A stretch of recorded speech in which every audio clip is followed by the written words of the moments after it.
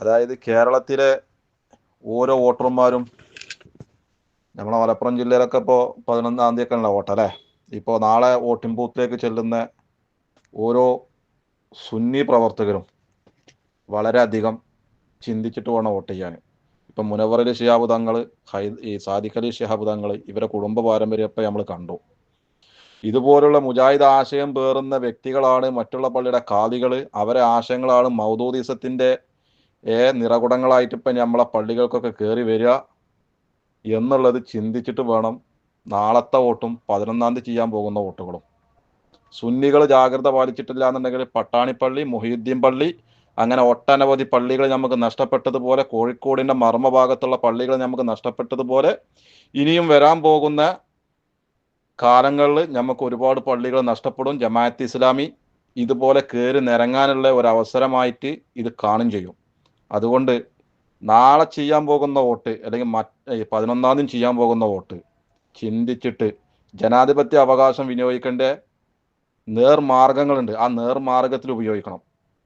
ഇതുപോലുള്ള തിട്ടൂരങ്ങൾക്കും ഇതുപോലുള്ള പൈശാചികമായിട്ടുള്ള പരിപാടികൾക്കും വേണ്ടിയിട്ട് നമ്മളെ വോട്ട് വിനിയോഗിക്കരുത്. വികസനം വരും. വികസനം ഇപ്പോൾ മുസ്ലിം ലീഗ് ഇല്ലെങ്കിലും വികസനം വരും. കേരളത്തിലെ ഈ മുസ്ലിം അല്ലെങ്കിൽ ഇന്ത്യ രാജ്യത്തിലെ മുസ്ലിങ്ങളുടെ മൊത്തം കുത്തവാകാശമൊന്നും മുസ്ലിം ലീഗിന് ഏറ്റി കൊടുത്തിട്ടൊന്നുമില്ല.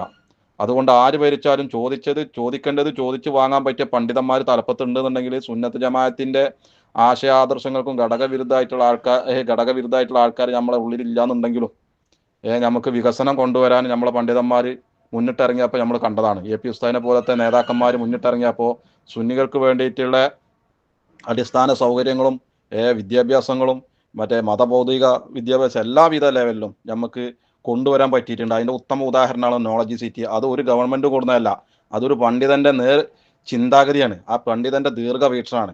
ആ വീക്ഷണം മതി നമുക്ക് സുന്നികൾക്ക് പിടിച്ചു നിൽക്കാൻ.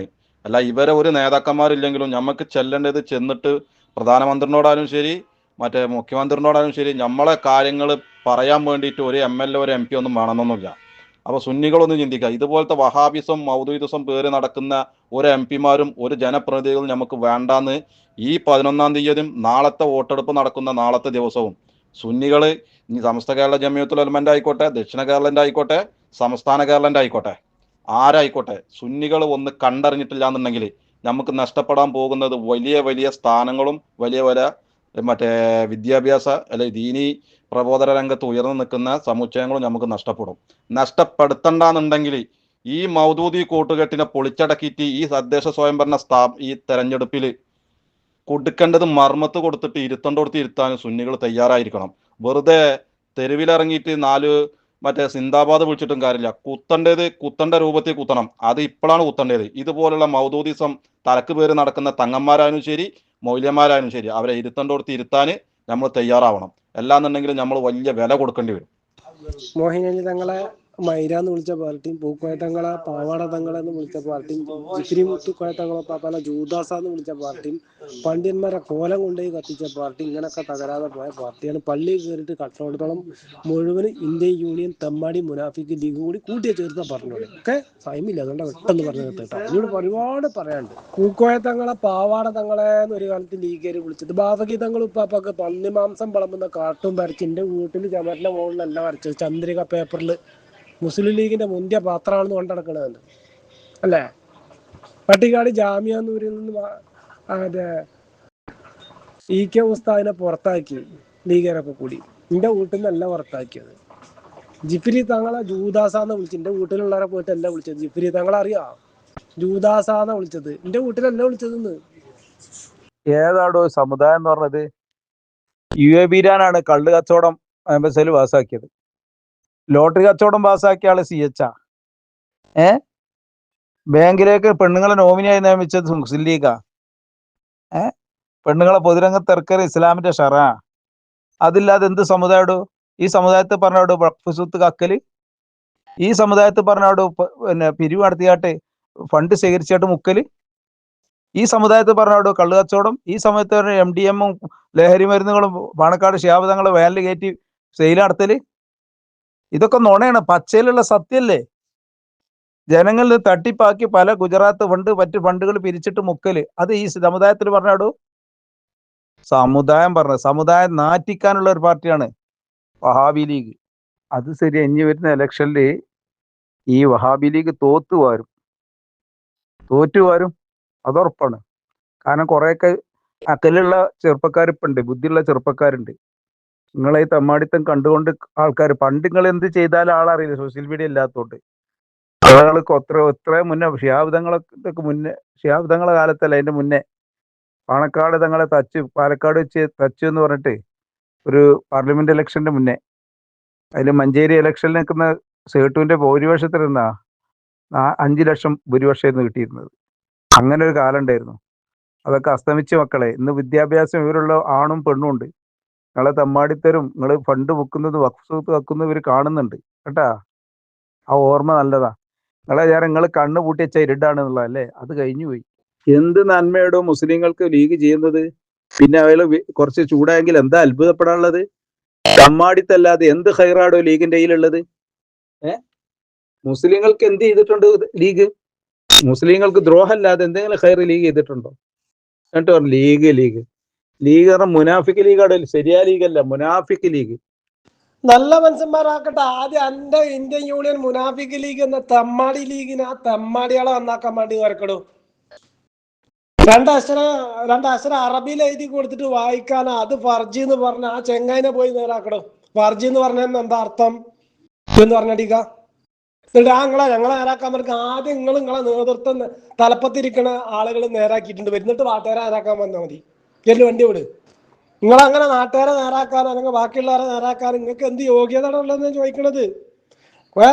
ഒരു 2 അക്ഷരം എഴുതി കൊടുത്തിട്ട് അറബിയിൽ എഴുതി കൊടുത്തിട്ട് അവിടെ ഫർജി എന്ന് പറഞ്ഞാൽ അർത്ഥം എന്താന്ന് പറഞ്ഞടിക്ക. അങ്ങനെ പാണക്കാട് പോയി ചോദിച്ചു നോക്ക്. പാണക്കാട് എന്ന് പറയുന്നത് എനിക്കിത് മനസ്സിലാകുന്നില്ല. ഈ പാണക്കാട് ഏത് സയ്യിദിനാണ് ഇപ്പൊ നിലവിലുള്ള നമ്മൾ പിൻപറ്റേണ്ടത്? ഓ അബ്ദുള്ള പറഞ്ഞ സയ്യിദിനാണോ നമ്മൾ പിൻപറ്റേണ്ടത്? അല്ല വീഡിയോ കോള് ചെയ്ത ആ സയ്യിദിനാണോ? അല്ലെങ്കിൽ അറിവില്ലാത്ത സയ്യിദിനാണോ? ഏത് സയ്യിദിനാണ് നമ്മളിപ്പോ പിൻപറ്റേണ്ടത്? അന്നുകൂടി നിങ്ങൾ പറഞ്ഞു തരണം. പിന്നെ വേറൊരുത്തന്നെ ബിസിനസ്സുകാരനാണ്,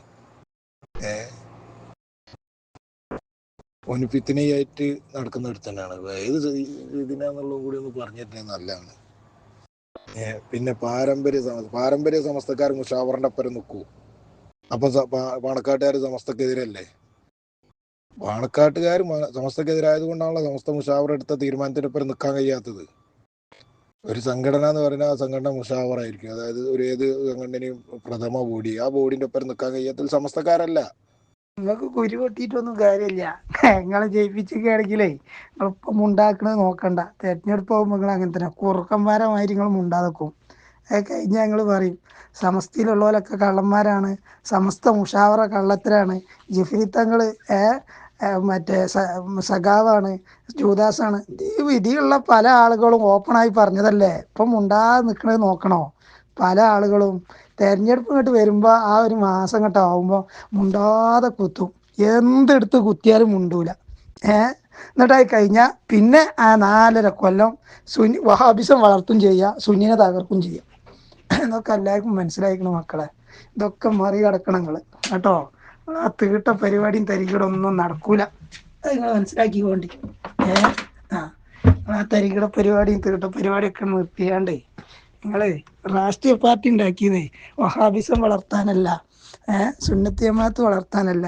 അത് ജനാധിപത്യ രാജ്യത്ത് ജനങ്ങൾക്ക് ന്യൂനപക്ഷങ്ങൾക്ക് അവകാശങ്ങൾ നേടിക്കൊടുക്കാനാണെന്നുള്ള അതിൽക്കൂടി നടക്കി. അല്ലാതെ സാജിൻ്റെ മാതിരി ഖുർആൻ ഓതിയിട്ടും സലാമിൻ്റെ മാതിരി ഖുർആൻ വിശദീകരിച്ചിട്ടും സുന്നിയാളെ കുത്തിയിട്ടും നടന്നാൽ ഏസം പണി ഉണ്ടാവും. തിരഞ്ഞെടുപ്പാണ് മറികടക്കുന്നത് കേട്ടോ. നോക്കി മറ്റേതിപ്പോൾ എന്തൊക്കെ ഇനി തെരഞ്ഞെടുപ്പ് വരുമ്പോഴത്തേനും ഇങ്ങോട്ട് വണ്ടി എടുക്കണ്, ഇറങ്ങണ്, ആളെ കൊണ്ടുവരണേ, വോട്ട് ചെയ്യിപ്പിച്ചണേ, വോട്ട് ചോദിച്ചാൽ പോണ്. ഇനി വെള്ളയും പള്ളി ഇട്ടാണ് നിങ്ങളാണ്ട് ഇറങ്ങിക്കൂടി, നിങ്ങളാണ്ട് പണി എടുത്താണ് നിങ്ങളാണ്ട് ജയിച്ചോടി കേട്ടോ. വെള്ളയും പള്ളി ഇട്ടാണ് ഇങ്ങനെ കുത്തിറക്കുക. എന്നിട്ട് APക്കും പറഞ്ഞ് തമ്മിൽ തല്ലിച്ച. എന്നിട്ട് ഞങ്ങളതിനും വേണ്ടി നിങ്ങൾക്കും വേണ്ടി വോട്ടിന് ചോദിച്ചാനും വേണ്ടി ഇറങ്ങുക. തല്ലേന് പരിപാടി, കാര്യമായിട്ട് തല്ലേന് പരിപാടി. 2 മുട്ടനാടിനെ തമ്മിൽ കുത്തിച്ചാണ്ട് ചെന്നായ ചോര കുടിച്ചും ചെയ്യാം. അവിടെ കുടിച്ചതിൻ്റെ ശേഷം സുന്നി പണ്ഡിതന്മാരെ മൊത്തത്തിൽ വഹാബിൻ്റെ ഒപ്പം കൂടിയാണ്ട് കുറ്റം പറയാം, ഇസ്ലാമിൻ്റെ നിയമങ്ങൾ മാറ്റിമറിച്ചുക, ചാനൽ ചർച്ചകളിൽ ഇരുന്നാണ്ട് ഇസ്ലാമിനെ അവഹേളിക്കുക. ഇതൊക്കെ തല്ലേന് പണി. നീ വെള്ളിയും പള്ളി ഇട്ടാണ്ട് പണിക്കിറങ്ങി എന്നിട്ട് പണിയെടുത്തുകൊണ്ട് ജനങ്ങളോട് വികസനമൊക്കെ പറഞ്ഞുകൊണ്ട് വോട്ട് ചോദിക്കും. അപ്പം നിങ്ങൾ ജയിച്ചു. അങ്ങനെ നിങ്ങൾ ജയിച്ചോളി, അതിന് ഞങ്ങൾക്കൊരു കുഴപ്പമില്ല. ഞങ്ങളാതുണ്ടല്ലോ, അതുകൊണ്ട് നിങ്ങൾ ഇനി ജയിച്ചൂല. ഏത് ഔദാര്യത്തിൻ വോട്ടുകളൊന്നും ഇക്കുറി നിങ്ങൾ നേടൂല, കേട്ടില്ല? ആ വോട്ട് നിങ്ങൾ എന്തായാലും കുറി നേടൂല. അത് നിങ്ങൾ മനസ്സിലാക്കി വെച്ചോണ്ട് ഇത് നിങ്ങൾക്കുള്ള ഒരു ഗിഫ്റ്റായിട്ട് നിങ്ങൾ സ്വീകരിക്കണം കേട്ടോ.